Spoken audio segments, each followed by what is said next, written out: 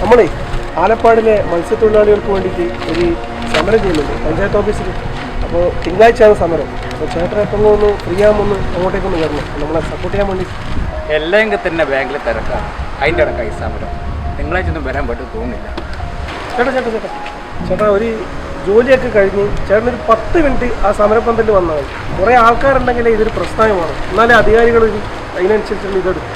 നിങ്ങളൊന്ന് പോയെങ്ങായി. ചേട്ടൻ ഒരു 10 മിനിറ്റ് മാറ്റിയൊക്കെ സമയമില്ല. ഇതൊന്നോ രണ്ടോ ആൾക്കാരുടെ പ്രശ്നമല്ല, ഒരു ഗ്രാമത്തിൻ്റെ പ്രശ്നമാണ്. മണ്ണാരുടെ കോപ്പിലൊക്കെ ഒരു സമരം.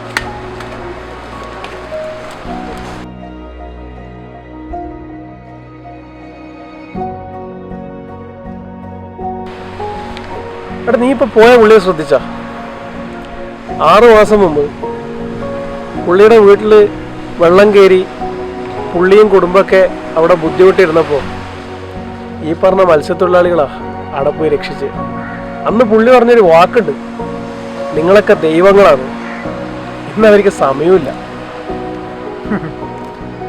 അന്ന് ഈ മത്സ്യത്തൊഴിലാളികൾ അവർ ഈ പറഞ്ഞ ഡയലോഗ് പറഞ്ഞിരുന്നെങ്കിൽ അവരിന്ന് ജീവനോടെ ഉണ്ടാവില്ലായിരുന്നു.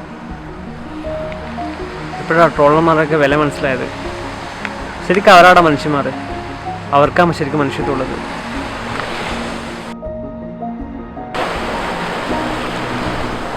പ്രകൃതി വിതച്ച ആ വലിയ നാശത്തിൽ നിന്ന് നമ്മളെല്ലാം കരയിലേക്ക് കൈപിടിച്ച് കയറ്റിയ ആ മനുഷ്യർക്കാണ് ഈ ഗതി വന്നത്.